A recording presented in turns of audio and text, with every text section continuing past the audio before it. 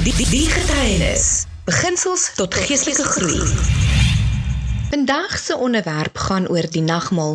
Ons gaan nou luister na Rolf Craig van die Tabernakel in Tierpoort wat die nagmaal op so 'n besonderse manier verduidelik. Goeiedag, Rolf Craig, die nagmaal in kort.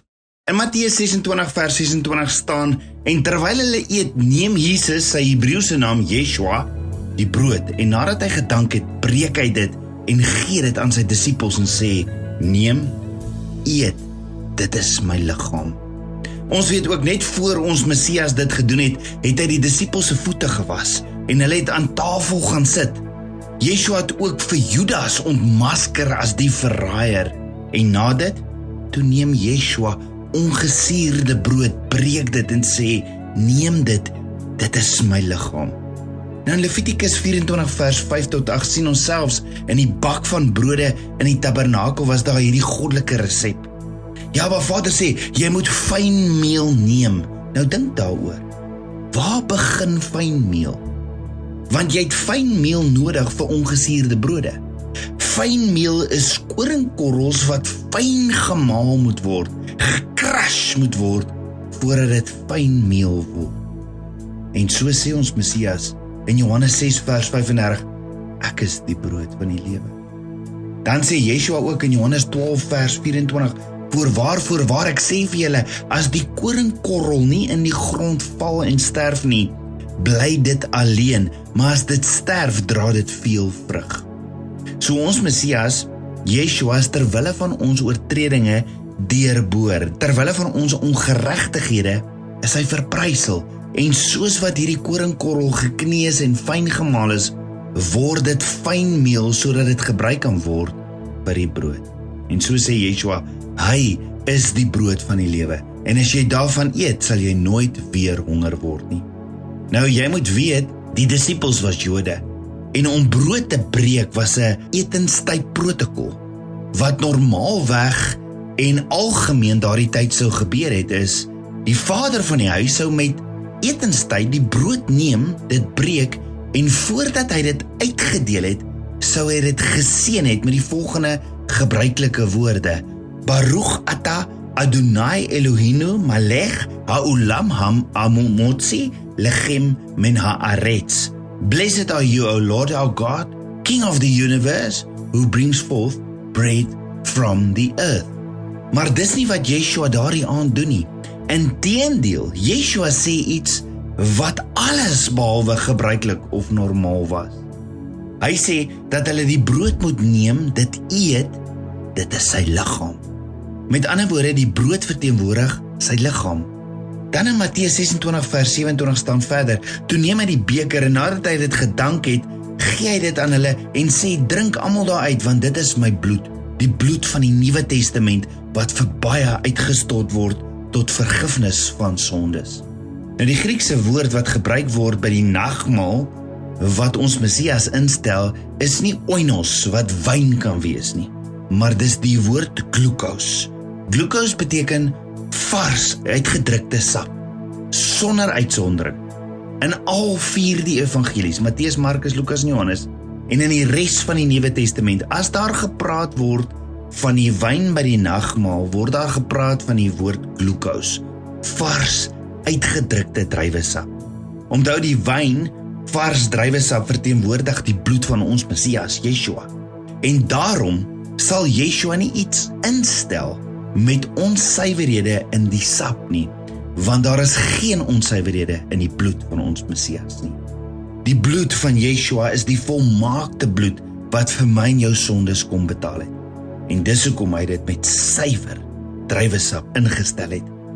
Dan staan in Lukas 22 vers 19, daarop neem hy die brood, en nadat hy gedank het, breek hy dit en gee dit aan hulle en sê, dit is my liggaam wat vir julle gegee word, doen dit tot my gedagtenis.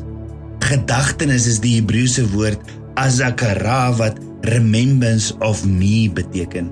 En dis dieselfde woord wat Abba Vader gebruik in die tabernakel as hy vir die priester sê, by die tafel van toonbrode in Levitikus 24 vers 7, in Hebreëus gebruik hy die woordjie azakara wat beteken a remembrance offering to remember by.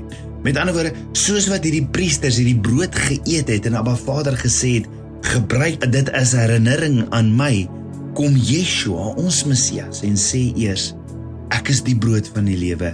En dan voordat hy gekruisig word, dan sê hy, gebruik dit as herinnering aan my. So een keer 'n week het die priesters gekom en dan het hulle geëet van hierdie brood op die tafel van toonbrode op die Sabbat. En 1 Petrus 2 vers 9 sê, ons is 'n koninklike priesterdom in Yeshua. En daarom kan ons gereeld in herinnering die nagmaal gebruik vir dit wat ons Messias vir ons kom doen het. Paulus sê ook in 1 Korintiërs 10 vers 16 tot 17, die beker van danksegging wat ons met danksegging seën, is dit nie die gemeenskap met die bloed van Christus nie? Die brood wat ons breek, is dit nie die gemeenskap met die liggaam van Christus nie? Omdat dit een brood is, is ons almal een liggaam, want ons het almal deel van die een brood. En dis wat gebeur wanneer ons deel word van hierdie verbond. So met die brood en die druiwesap, die nagmaal om dit te gebruik, is 'n simbool en 'n metafoor van Yeshua se liggaam en sy bloed. Die liggaam en bloed saam is in wese alles. Met ander woorde, Yeshua as mens, wat vir ons die prys kom betaal het. En dit is hier waar ons leer dat die offer van sy liggaam en bloed, sy hele wese, 'n vergifnis van sondes vir baie sal bewerkstellig. Want Yeshua sê in Matteus 26 vers 28, want dit is my bloed, die bloed van die Nuwe Testament, wat vir baie uitgestort word, tot vergifnis van sondes. Baie dankie, lekker dag, shalom! Wow, Rolf, dankie vir hierdie kragtige woord wat jy vandag met ons gedeel het. Vader praat baie in sy woord oor die geheimenisse wat hy aan sy kinders sal openbaar. Daar was een wat vir my baie uitgestaan het en dit kom in Genesis 14 vers 17 tot 18, waar Abraham teruggekom het van die oorwinning op Kedor Laomer en die koning van Salem op die laagte van Sawe ontmoet het. Dit was Melchisedek, wat 'n hoëpriester van God was. Hy het vir Abraham brood en wyn gebring. Die Hebreëse betekenis van Melchisedek se naam is koning van geregtigheid en hy was die koning van Salem, wat beteken vrede. Met ander woorde, Melchisedek van Salem is koning van geregtigheid en vrede. Hierdie 2 verse laat my so dink waar Jesus as voorloper vir ons ingegaan het, wat volgens die orde van Melchisedek 'n hoëpriester geword het. Dit staan in Hebreërs 6 vers 20. Jesus is ons koning van geregtigheid en vrede. Sy liggaam is vir ons gebreek, daarom het ons deel van sy liggaam om een in die gees met hom te wees. Wat my laat wonder het Abraham al in Genesis deel gehad van die liggaam van Christus, toe 'n hoëpriester van God, Melchisedek, die koning van geregtigheid en vrede, vir hom brood en wyn gebring het? Dis maar net 'n vraag wat ek by julle kan los.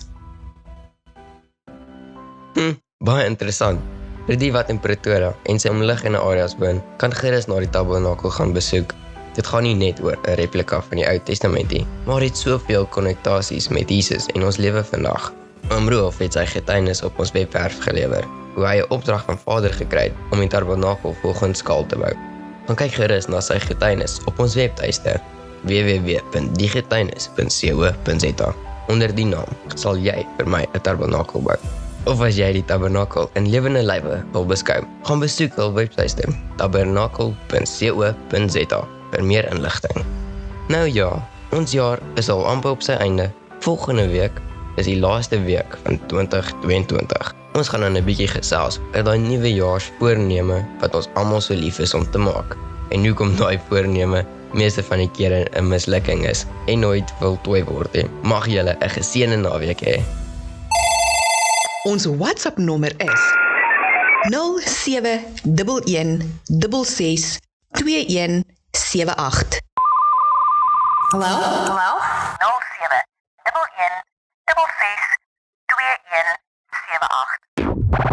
Vir getuienisse, gaan na ons webtuiste. Na www.diegetuienis.co.za.